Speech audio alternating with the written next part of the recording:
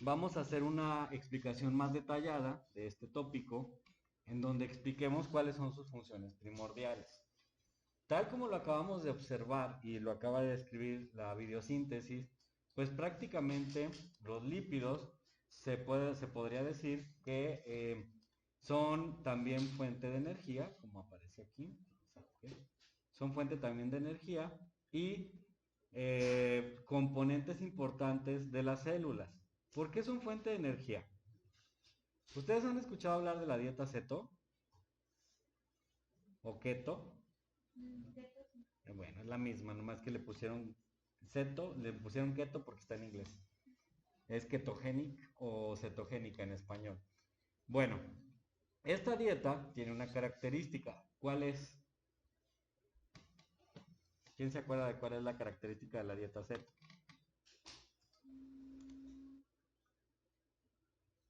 Más o menos. Te dicen que dejes de comer carbohidratos. Sí, es una de las, pues, indicaciones que se tienen para este tipo de dietas. Entonces te dicen, ¿sabes qué? Vamos a mantener nuestro peso saludable, pues prácticamente solo dejando de comer carbohidratos, ¿sí? Esa es la idea. Entonces, vamos a explicar un poquito más en esta pizarra acerca de la dieta keto. ¿Y por qué esta explicación nos va a fundamentar cómo es que los lípidos son fuentes de energía? Entonces, recuerden las biomoléculas. La primera biomolécula son los carbohidratos.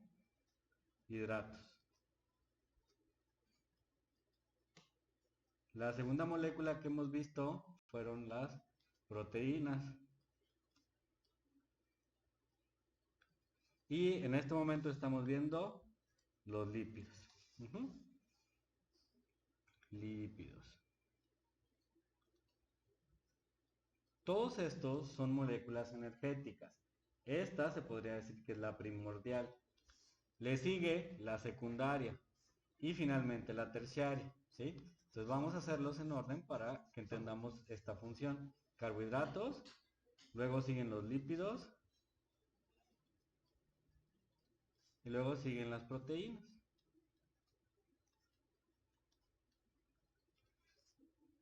Dos, tres. Entonces, de acuerdo a lo que les acabo de platicar, esta es la fuente primordial de energía. ¿Qué es lo que hace? Bueno, toma moléculas de glucosa, cuya fórmula es la siguiente, para posteriormente transformarlas a través de los procesos de glucólisis, el ciclo de Krebs y la fosforilación oxidativa, le voy a poner nada más FO, en energía, ¿sí? Generalmente esto se transforma en formas de ATP. Si por alguna razón nosotros dejamos de consumir carbohidratos, es decir, lo quitáramos de la dieta, esta glucólisis ya no se puede llevar a cabo. Entonces, para obtener energía, ciclo de Krebs y cadena de fosforilación de oxidativa, dice, no tengo esto, pues los más parecidos son estos. ¿Se acuerdan ahorita las cadenas que vimos? Bueno, entonces úsalos. Y como producto secundario produce cetonas. Cetonas. Por eso la dieta se llama keto o ceto, porque va a oxidar las grasas, que son los lípidos, para producir energía. Y así una persona baja muy rápido de peso, porque en lugar de utilizar como fuente primordial la energía de los carbohidratos, al sustituir una gran cantidad de estos o dejarlos de consumir, los lípidos serán utilizados en su lugar. Pero ¿qué pasa si durante mucho tiempo sigues este parámetro? Bueno, si ya no hay muchas grasas, se va por esto. Y aquí ocurre un fenómeno que en fisiología deportiva se llama, entre paréntesis, quemar músculo. Porque si no hay carbohidratos, si no hay lípidos, pues lo que sigue son las proteínas.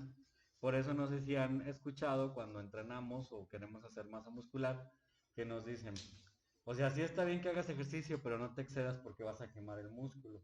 ¿Qué es lo que ocurre? Que los carbohidratos y los lípidos se han descendido tanto que las proteínas son las que pueden ser afectadas. Y en los peores casos, esto puede incluir a los órganos.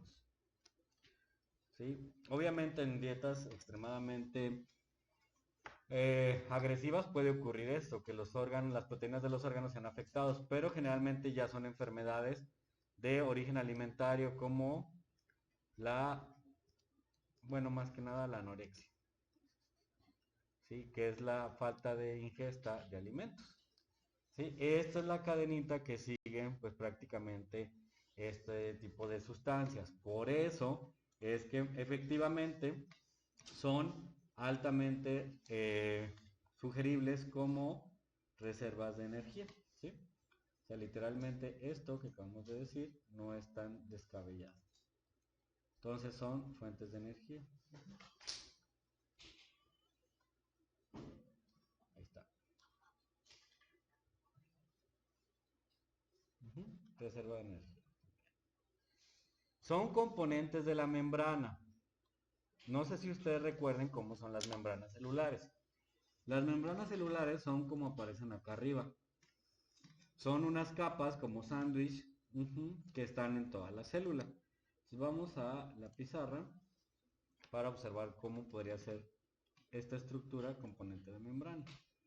Vamos a guardar esto y la vamos a acá.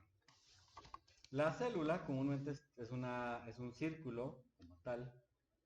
Déjenme ver si puedo agregar una forma. Ajá. Ahí está. Esta podría ser una célula. ¿Sí? Vamos a ponerla con un color verde, porque el verde es vida. Entonces, bueno.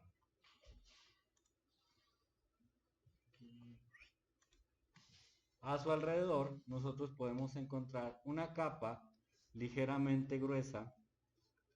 ¿Sí? Lo voy a hacer así. Tucu, tucu, tucu, tucu, tucu, tucu, tucu, tucu, tucu.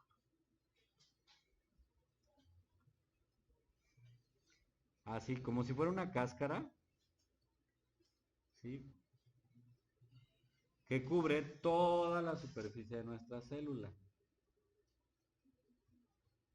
No me critiquen, deberían de ver lo que es poder escribir en una tableta. Tiki, tiki, tiki, tiki, tiki, tiki, tiki, tiki. Sí, esto. Pero no es que quiero hacer algo así. Y entonces por acá está pues la división.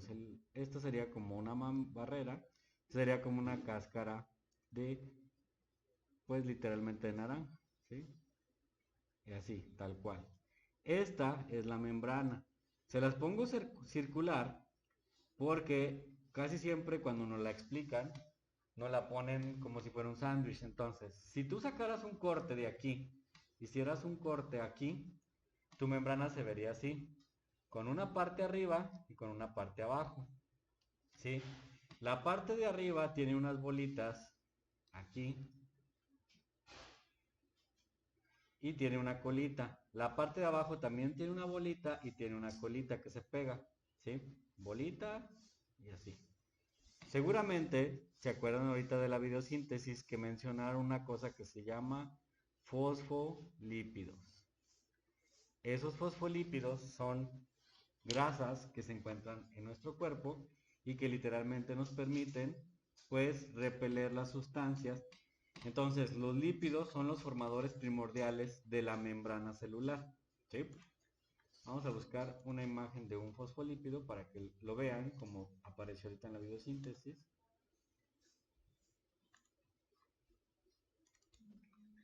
No quiso. Entonces nos vamos al San Google.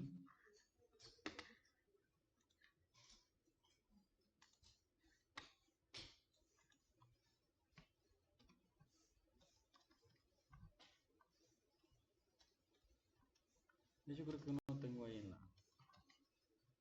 imágenes. Este es el que quiero que vean porque lo vieron ahorita en la imagen ahí del video. Ajá. Entonces, chum, este sería el fosfolípido, ¿sí? Vamos a hacerlo más chiquito. Este es lo que se encuentra en la parte exterior de la membrana. Son estas cositas. Entonces, imagínense que hay muchas cositas de este tipo en los dos sentidos. O sea, vamos a darle vuelta a esta. A ver si la puedo girar. Gira, que gira. Sí, que darle vueltas. Es que me cambiaron la pizarra, ya no le sé dar vueltas. Ahí está. Gira, gira. O sea, el fondo, mira, el fondo, no. Bueno, la idea es que esta esté al revés. Ahí está. Así.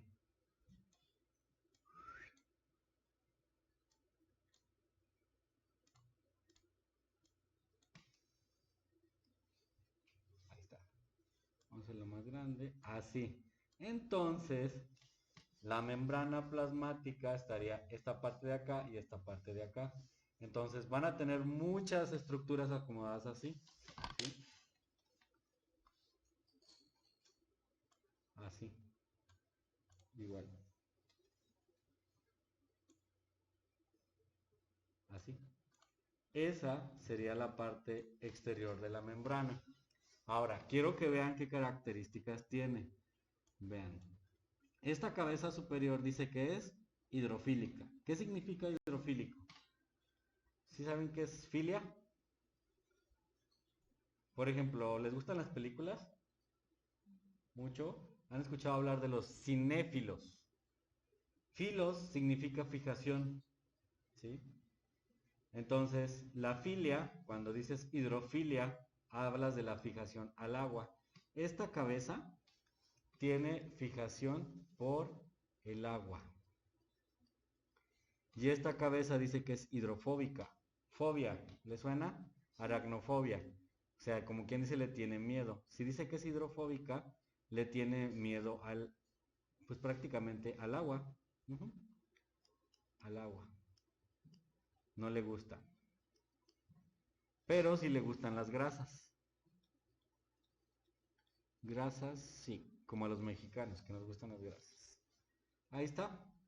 Entonces, imagínate que en esta célula afuera, aquí hay agua, hay glucosa, hay proteínas. Todas tienen que entrar, todas tienen que entrar, todas quieren entrar. Pero para poderlo hacer, tienen que atravesar esta membrana. Entonces, si en el agua hay calcio o minerales, gracias a esta cabeza puede entrar. Y si por acá tienes vitaminas disueltas en grasas, la otra parte que es esta la atrae. Y así es como la membrana es semipermeable. Y al ser semipermeable permite la entrada de aguas y permite la entrada de grasas. Estos elementos son lípidos, son los famosos fosfolípidos. Y estos fosfolípidos son los que permiten y le dan características a la membrana para poder dejar o entrar cosas. Es algo químico como tal. Entonces, esa es la parte y la estructura que nosotros podemos, pues literalmente observar, ¿no? Y así es como podemos explicar esta parte. Ok, entonces efectivamente nuestra membrana tiene características energéticas, tiene características de componentes de membrana, como lo acabo de mencionar. Y obviamente dice que los lípidos son insolubles en el agua. ¿Por qué? Por la característica que les acabo de platicar acá en la pizarra. Porque la mayoría de los lípidos tienen cadenas como estas que son químicamente repelentes al agua. Se dice que son no polares. Esta zona amarilla se dice que es no polar y la zona roja se dice que es polar. Por eso es que cuando hablamos de la molécula del agua decíamos que el agua era polar. Entonces, el agua sí se puede mezclar con lípidos hasta cierto punto por la cabeza polar, ¿sí? Esas son las características de los lípidos. Entonces, son insolubles en agua y son los contenedores de las vitaminas. Volvemos a lo que platicábamos la clase pasada. Si una persona decide no consumir carne, es muy probable que en la carne vayan mucha cantidad de grasas y estas grasas no sean absorbidas porque no estás comiendo carne y por lo tanto las vitaminas no estén presentes. ¿Ok? Estas son las funciones de los lípidos. Y ahora sí, las clasificaciones, tal como lo vimos en la biosíntesis, son saponificables, aquellos que se pueden hacer jabones, y se dividen en dos tipos, los simples y los complejos. Los simples se llaman acilglicéridos y las ceras. Los complejos son los fosfolípidos. ¿Les suenan? ¿Dónde acabamos de ver los fosfolípidos? En la membrana celular. Y los glucolípidos, que son lípidos con glucosa. Los fosfolípidos pueden ser de dos tipos, fosfoglicéridos o fosfoesfijolípidos, todos presentes en la membrana. Los glucolípidos pueden ser de dos tipos, cerebrósidos y gangliósidos. ¿Dónde creen que encontramos los cerebrósidos? En el cerebro. Y los gangliósidos en los ganglios. Y finalmente están los lípidos que son insaponificables, terpenos, esteroides y prostaglandinas, mismos que les acaban de describir en el video, ¿no? Los terpenos hacen correspondencia a los aceites esenciales de las plantas y los esteroides son los formadores pues prácticamente de las hormonas. Las prostaglandinas son las responsables de la comunicación celular del dolor. Entonces, por eso es que los lípidos son tan importantes en los seres vivos, porque como fuentes de energía, como componentes estructurales y como transportadores de vitaminas, pues son vitales para un ser vivo, ¿sí? A pesar de que a través del tiempo se han estigmatizado o lacerado las grasas, en realidad su función es muy importante en los seres vivos. Ayer precisamente estaba viendo un video donde hablaban acerca de las propiedades nutritivas de las carnitas y el uso de la manteca en la cocina tradicional. Y dice el nutriólogo que efectivamente no es tan agresivo como se había pensado hace algunos años. Hace algunos años se nos hablaba de que las grasas como las mantecas son extremadamente nocivas para la salud, pero en realidad lo que es nocivo, ¿ustedes qué creen que sea? Lo más nocivo en nuestra alimentación son las azúcares procesadas. Porque recordarán lo que les acabo de mencionar, que cuando no utilizas un azúcar se transforma en un triglicérido. Y ese triglicérido, pues obviamente se aumenta en sangre. Por eso es que en realidad esos son los más peligrosos, las azúcares refinadas, más que las grasas de origen animal. Eso es lo que se transforma en los triglicéridos y trae eventos más agresivos respecto a las cuestiones cardiovasculares. ¿Sí? Entonces es importante que no pierdan de vista estas subdivisiones de nuestros lípidos. Recuerden, saponificables, acilglicéridos, ceras, fosfolípidos y glucolípidos, que literalmente pues, son componentes del reino animal, mientras que los insaponificables, algunos de ellos pertenecen al reino vegetal, que son los terpenos. ¿Qué más debo de reconocer un lípido? Los grupos funcionales. ¿Qué grupos funcionales tiene un lípido? Bueno, primero debo de recordar que son ácidos grasos los que constituyen principalmente a los lípidos. Y debo de recordar también que pues prácticamente están constituidos por grupos carbonilos y grupos carboxílicos. ¿Sí? Ahí. Esos son los elementos primordiales de un lípido. ¿Estaban pasando el otro? Perdón. Si les faltó algo ahí rápidamente, chéquenlo.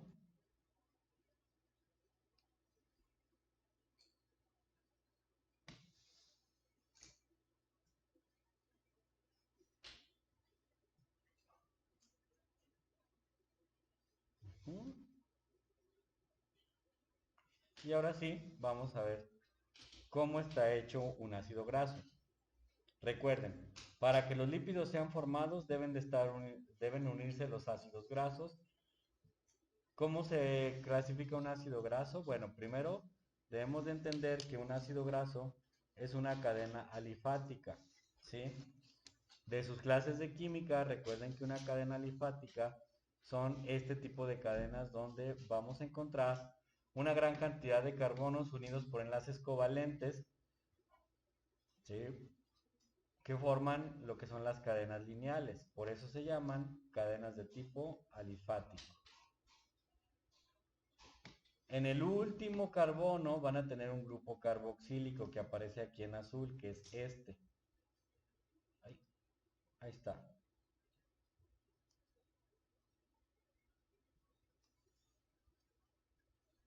Los ácidos grasos nunca o son poco probable que los encontremos en estado libre. Siempre están unidos entre ellos formando lo que se conoce como lípidos. Entonces, para obtener los ácidos grasos hay que aplicarles un proceso que se conoce como hidrólisis. Se han podido clasificar 70 ácidos grasos, de los cuales existen ácidos grasos saturados e insaturados. ¿Qué es un ácido graso saturado? Es aquel que tiene enlaces pues simples, no son enlaces dobles, enlace carbono-carbono en toda su estructura, mientras que un enlace insaturado es el que presenta dobles enlaces en toda la cadena de tipo alifático. Eso también es muy importante porque les da el estado físico a las grasas. Una cadena saturada es una grasa como las mantecas, mientras que una grasa insaturada es una grasa como los aceites. Esta pequeña diferencia es lo que hace, ¿sí? Por eso, cuando calentamos una grasa, tardamos más en cuestiones energéticas en convertirla en un líquido, porque sus enlaces están tan unidos que lo mantienen en un estado semisólido. Hasta que lo calentamos, el ácido graso se empieza a hidrogenar por acción del calor y es cuando lo vemos en estado líquido, ¿sí? Pero todos los aceites en realidad son un doble enlace. Hagan lo que su profe cada vez que ve un aceite, en realidad ve esta imagen. ¿Sí? Agarro un aceite y digo, una cadena insaturada. Y agarro una margarina y luego pienso en la imagen de arriba. Una grasa saturada. ¿Sí? Por eso es que, no sé si han escuchado, que los aceites los convierten en mantecas. Por ejemplo, el aceite de coco se puede convertir en una manteca. ¿Cómo lo hacen? Lo calientan y al calentarlo hidrogenan este puente, bueno, no es un puente, estos enlaces y se convierte en una manteca, ¿sí? Así de sencillo. Entonces son los tipos de ácidos grasos que encontramos en la naturaleza.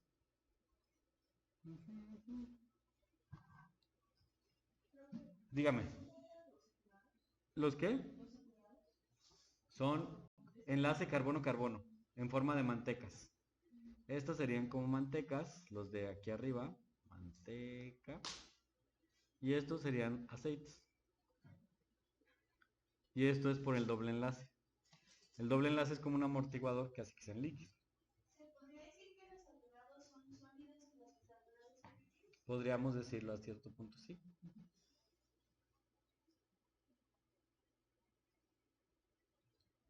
Entonces, estos que ustedes observan así son ácidos grasos, ¿sí? Ahí tenemos glicéridos, monoglicéridos, triglicéridos, ¿sí? Que en realidad la única diferencia que tienen son la cantidad de carbonos que presentan. Un monoglicérido es un glicerol unido a un ácido graso. R representa el ácido graso, ¿sí? Vean, aquí está. 1. Un diglicérido son 2. 1, 2. Un triglicérido son 3. 1, 2, 3. Entonces, glicerol más ácido graso nos da origen a pues prácticamente un lípido de estas características. Una cosa que les acabo de decir que es muy importante es Esto, en los vertebrados, cuando los azúcares que se ingieren sobrepasan la posibilidad de utilización o de transformación, se convierten en grasa. O sea, todo lo que nosotros comemos en forma de azúcares termina volviéndose grasa, ¿sí? Por eso es que cuando una persona excede esto en alimentación, sube de peso. Tiene además grasas.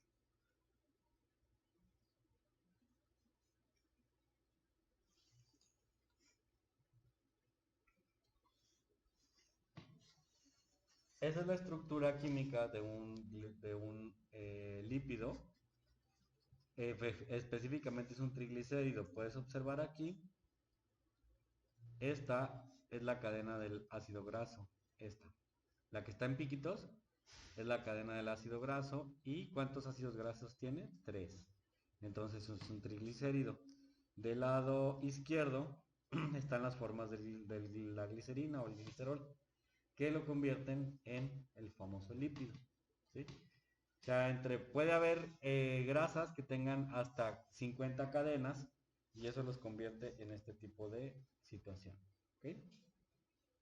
Ahí tenemos otro ejemplo de lípidos que son las ceras de abeja, o por ejemplo, ahí viene uno muy característico, que es el órgano del espermaceti del cachalote. Si se imaginan qué es, va, por el nombre.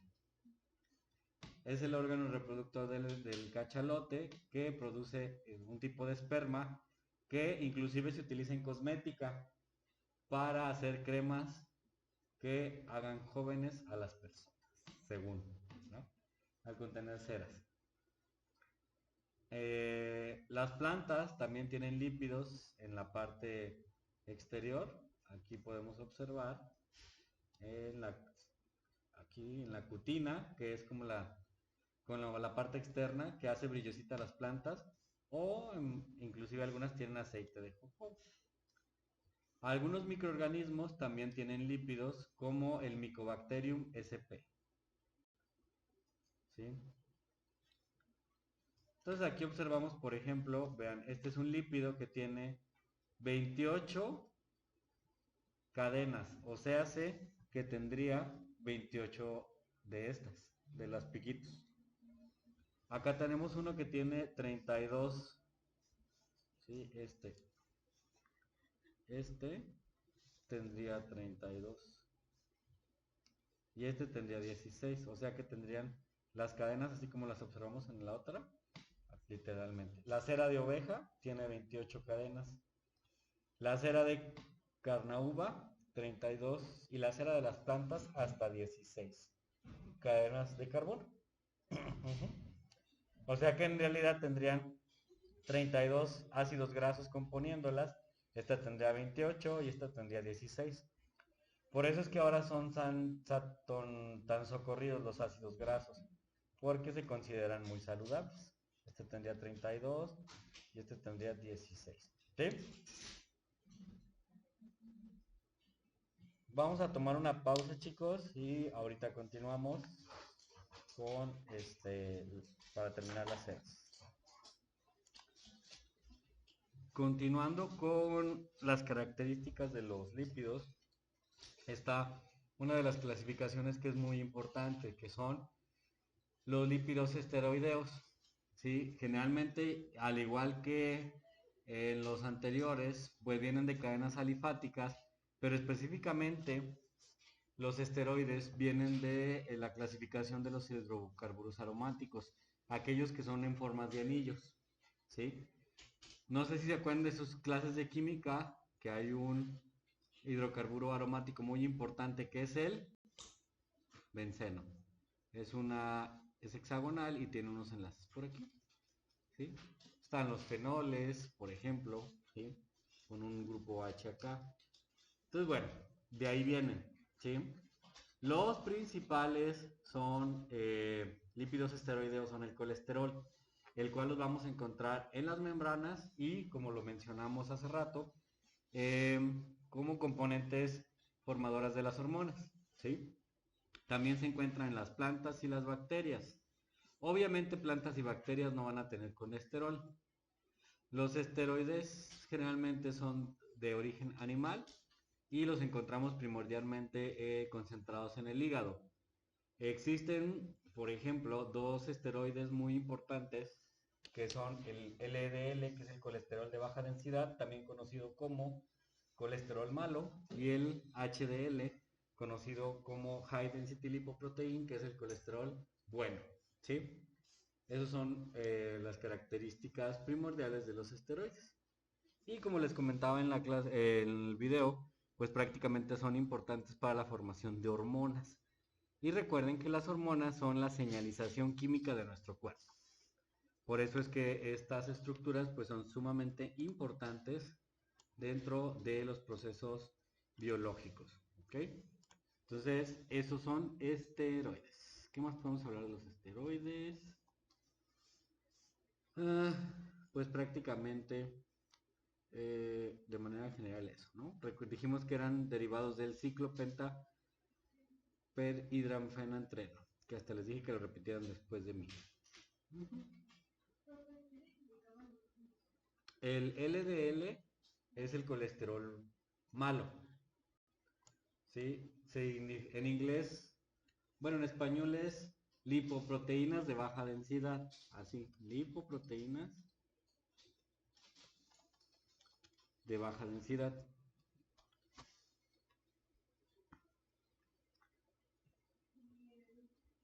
Es high density lipoprotein, proteínas de alta densidad. Bueno, ajá, ese es el bueno.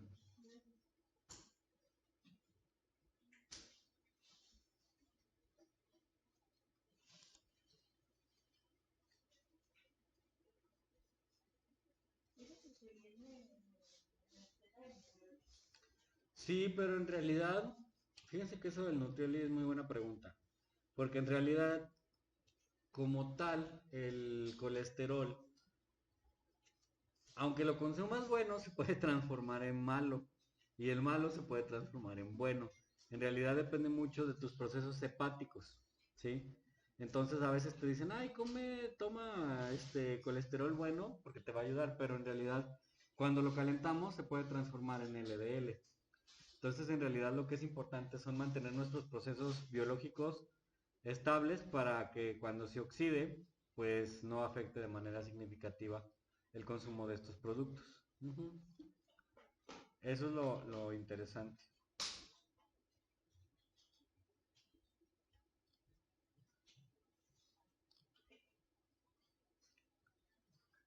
Y por ejemplo, cuando dicen que se inyectan esteroides, Ah, es que esas son más que nada testosteronas sintéticas. Sí, cuando una persona se inyecta esteroides, por ejemplo, para aumentar la masa muscular, depende, ¿no? Hay algunos que son, por ejemplo, testosterona, hormona del crecimiento. ¿Cuál otra? Hormona del crecimiento. Y hay otra, déjame ver si la encuentro por aquí. Generalmente son andrógenos, todos esos. Pero son los más comunes. La hormona natural de testosterona, la hormona de crecimiento. Déjame ver qué otra. Sí, son los más comunes. me quiero imaginar que eso es a la larga cuando dejas de hacer el ejercicio engordas, ¿no? Sí. Y no sé si también hay otras. Por ejemplo, las personas que inyectan hormona del crecimiento, ¿a qué les suena que ayuda a la hormona del crecimiento? A crecer, pero en general todo, las células. Entonces, si tú traes una predisposición a un cáncer, ¿qué creen que va a pasar? Va a crecer. Muchas personas que se suplementan corren esos riesgos. Por eso es que la suplementación clínica deportiva debe ser supervisada pues prácticamente por una persona que conozca de salud y que hagan como una historia clínica del paciente que va a empezar a tomarlos, ¿sí? Porque es muy agresiva. Por ejemplo, cuando tomas esteroides androgénicos, Cosas como el vello facial, la voz se vuelven más graves, pero también las personas se vuelven más agresivas, porque acuérdense que la testosterona es como lo que te da la parte bestial, la parte más agresiva para el ser humano, en este caso para el hombre, ¿sí? Así como cuando ustedes les hacen bullying y dicen que son hormonales, un hombre que está bajo las influencias de la testosterona se vuelve más agresivo. Eso ya está comprobado también. Ujú. Y bueno, obviamente otras cosas que pueden ocurrir a una persona que suplementa, a la larga te crecen los senos, ¿sí? Los testículos pueden encogerse y dar esterilidad. No sé si han observado de manera general, cuando observas a un físico-culturista, muchos dicen que no se les ve pues prácticamente ni los testículos ni el pene porque hacen mucha masa muscular, pero también tiene mucho que ver con el encogimiento. La libido sexual también disminuye, ¿sí? Entonces, la glándula prostática también aumenta. Entonces hay varios efectos secundarios por el uso de esteroides, sobre todo las cuestiones hepáticas y hormonales. Miren, por ejemplo, acá estaba viendo un artículo clínico que nos habla acerca de lo que pasa cuando te suplementas. Y se conocen los riesgos del uso de esteroides, ¿no? Esteroides anabólicos que son, bueno, pues ya les había dicho que son los que toman los atletas. Hay anabolizantes, acuérdense del anabolismo, que es crear cosas nuevas. Los anabolizantes son para crear masa muscular. Hay androgénicos o simplemente esteroides para aumentar masa y fuerza muscular. Sí, bueno, obviamente dice que la principal hormona esteroide anabólica es la testosterona, entonces tiene efectos anabólicos y androgénicos, pero cuando abusas de estos pueden ocurrir cosas como estas. Mira, mamas prominentes, testículos encogidos, esterilidad, agrandamiento de la glándula prostática. En las mujeres, porque las mujeres también se suplementan para verse más fuertes o tener mayor fuerza, voz grave, agrandamiento del clítoris, irreversible, aumento del vello corporal, calvicie o inclusive periodos infrecuentes o ausencia del periodo, porque te está inyectando testosterona. En los hombres y mujeres, acné, tendinitis por la rigidez, anomalías hepáticas, si se acuerdan lo que les dije, por ejemplo, por las cuestiones de la hormona del crecimiento, tumores, aumento del colesterol de baja densidad, que es el malo, disminución del cardioprotector, que es el HDL, presión arterial alta, problemas del corazón, agresivos, rabia y violencia, ¿sí? Trastornos psiquiátricos y infecciones, enfermedades como el VIH. Esto es primordialmente porque muchos deportistas comparten jeringas. Aunque a ustedes les haga bien extraño, es tan común la convivencia y este ambiente físico deportivo que muchas veces, pues es mi compañero, va, inyéctate. Entonces pueden atraer este tipo de situaciones. Por eso aparecen esas cosas. Se los digo porque yo sí conozco personas que lo han hecho y los he visto. O a veces los instructores no les dicen y inyectan a todos con la misma jeringa. Ujú. Puede pasar, o sea, en realidad les digo que yo conozco así varias situaciones, sobre todo a varios gimnasios que he asistido, que yo sí he visto que inyectan personas y una amiga sí me comentaba que a veces usaban la misma jeringa y yo, ¿qué? Digo, o sea, es bastante riesgo, ¿no?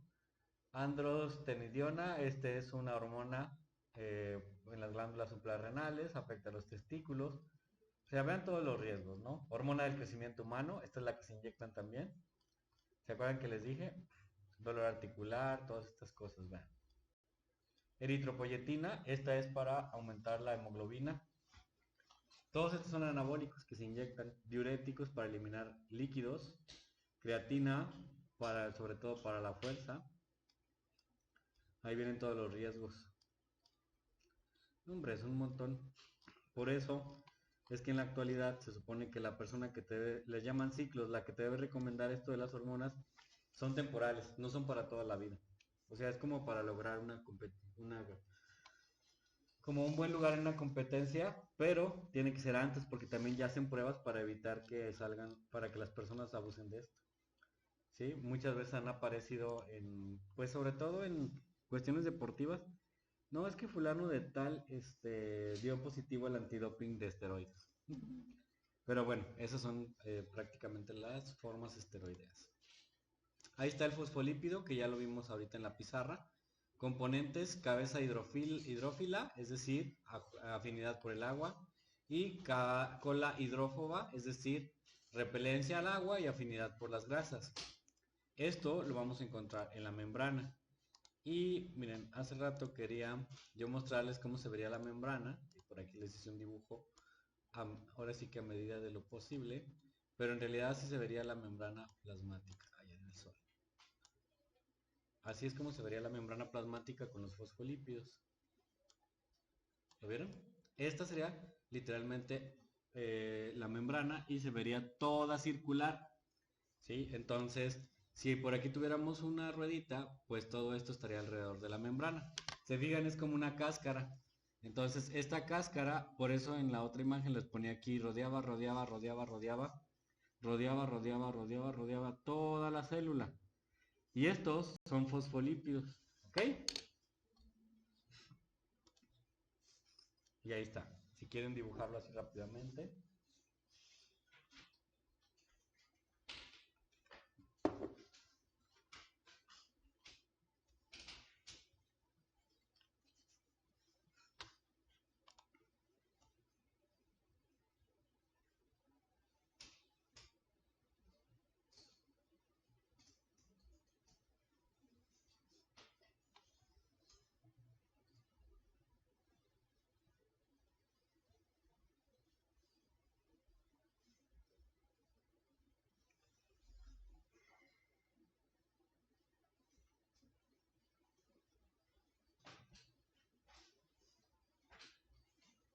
Ok.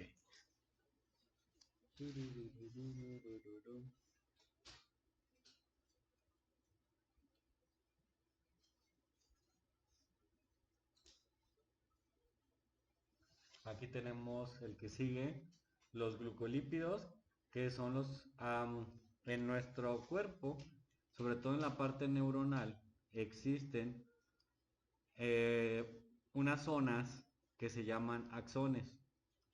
Los axones están cubiertos, ¿sí? Aquí hay unos nodos que se llaman nodos de Reinberg, están cubiertos de un componente que es mielina. Las vainas de mielina vuelven más eficiente la comunicación celular. Si la mielina pudiera desaparecer, entonces las células neuronales hasta cierto punto harían como cortocircuito. Los encargados de evitar esto son los glucolípidos. Entonces los glucolípidos protegen a estas neuronas literalmente de que nos dé la chiripiolca, ¿sí? Si no, cuando nosotros, por ejemplo, las personas que se drogan tienden a consumir solventes. Estos solventes disuelven estas vainas de la neurona. Entonces, si estas vainas se disuelven, empiezan a hacer cortocircuito con otras. Y por eso es que las personas que se drogan con cocaína, solventes, empiezan a perder como la cuestión cognitiva, porque estas neuronas prácticamente se están desnaturalizando. Y al desnaturalizarse, pues prácticamente pierden esta sensibilidad, ¿sí? Por eso es que los glucolípidos son importantes en el control de los procesos neuronales.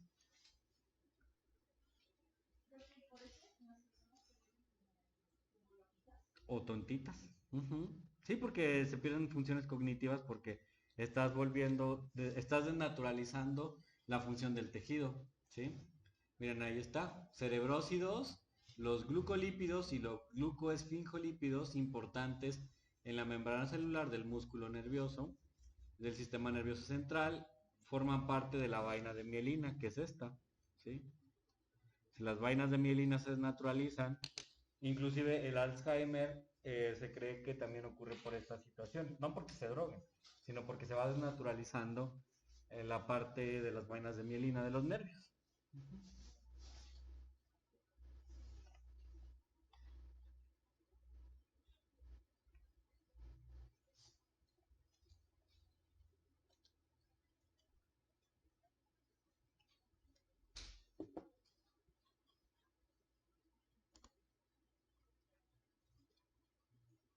¿ok?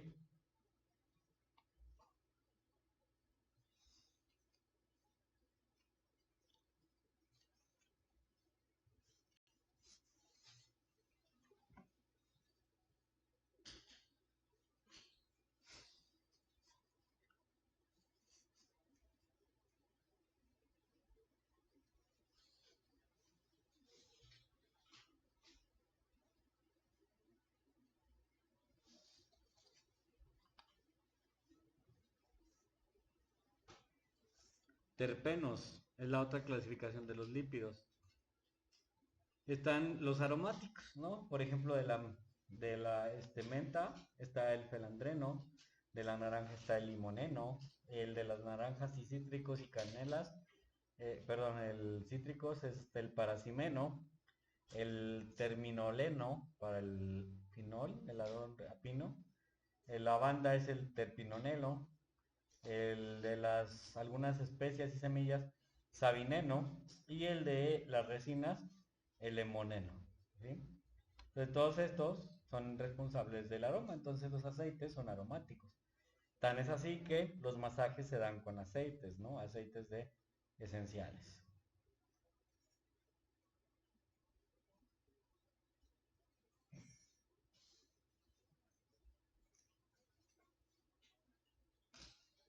Ujú. Y miren, estas son otras de las clasificaciones de los lípidos, que son las prostaglandinas, las cuales son un conjunto de sustancias que lipídicas, pues prácticamente son mediadores celulares, específicamente del dolor. Ujú. Sí.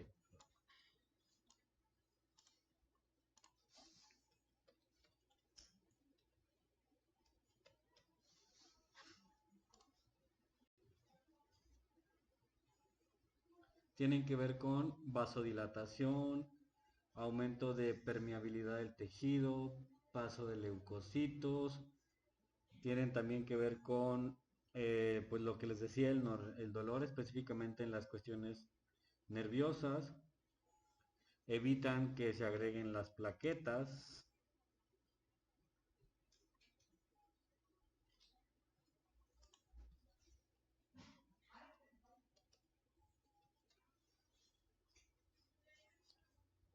y tienen efectos abortivos, sobre todo sobre cuestiones tempranas.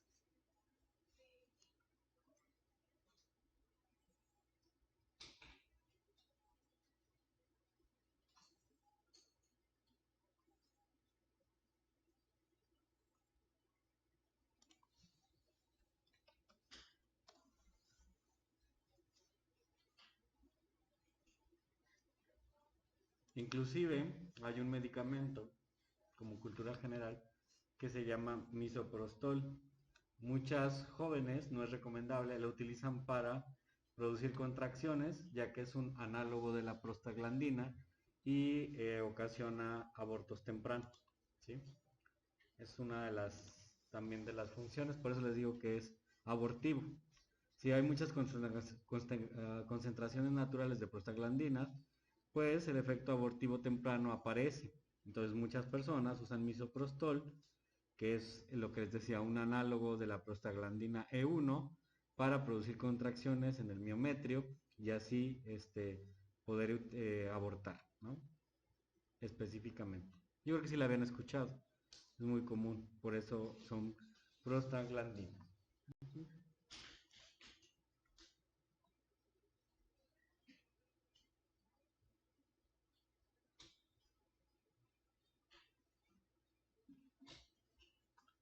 Desafortunadamente, casi todos los casos que usan este tipo de abortivos terminan en hospital por las hemorragias y las contracciones tan fuertes que reciben. ¿Qué más? Los ácidos grasos se unen con el glicerol por medio de enlace éster.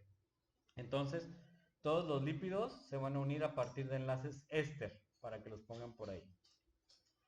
¿Qué es lo que ocurre? Bueno, ácidos grasos, puede ser uno, dos o tres, se unen con glicerina, liberan moléculas de agua, específicamente si son tres, pues liberan tres moléculas de agua, y van a formar un lípido que es, un ejemplo, el triacilglicérido o triglicérido.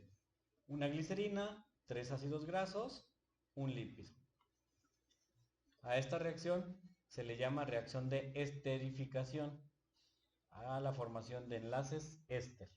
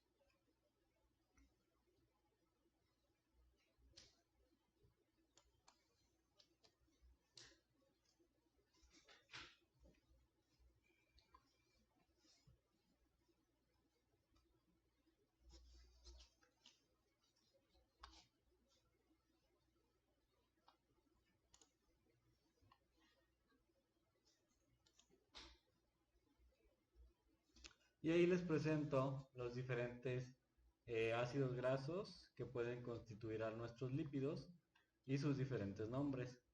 ¿Les suena? Ácido láurico, místico, palmítico, esteárico, araquídico, vegénico, palmitoleico, oleico, linoleico, alfa-linoleico y arquidónico. ¿Se fijan estos? Sobre todo el oleico y el linoleico son los que nos venden en los aceites comerciales. ¿Sí? Como nos venden como saludables. Pescado, huevos y vegetales, fosfolípidos de pescado. Y vean todas las cadenas. Por ejemplo, el láurico tiene 10 ácidos grasos. 10 no, ¿cuántos son? Sí, 10 carbonos. Este tiene 12, este 14, este 16. ¿Sí? Esas son las estructuras químicas de manera general. Finalmente, para terminar, ¿qué es lo que entonces debo de reconocer en un lípido? Debo de reconocer cuál es su función. Desde el principio creo que ya nos quedó claro que es de membrana, de señalización y de reserva. Ya identificamos que su fórmula química es una cadena alifática con un grupo carboxílico. ¿Sí? Ácidos grasos y grupos carbonilos son los grupos distintivos. Se pueden clasificar en saponificables y no saponificables. Se unen por enlaces éster por la reacción de esterificación. Son de importancia ya que un almacén de grasa, y los más característicos son los triglicéridos y el colesterol que acabamos de mencionar por su importancia dentro de las cuestiones biológicas. Y nos falta uno ahí que es el esteroide. ¿Sí? Alteraciones del metabolismo, triglicéridos, colesterol y esteroides. ¿Okay? Esos son nuestros lípidos.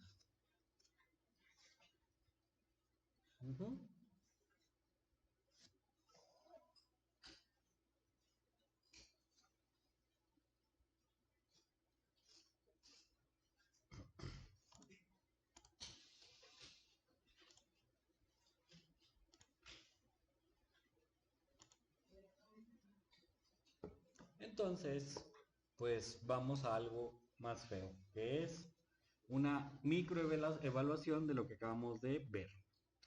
Déjenme les voy a pasar un link para que lo contesten. Es un examen corto, es un cuestionario de hecho, acerca de los lípidos y su importancia.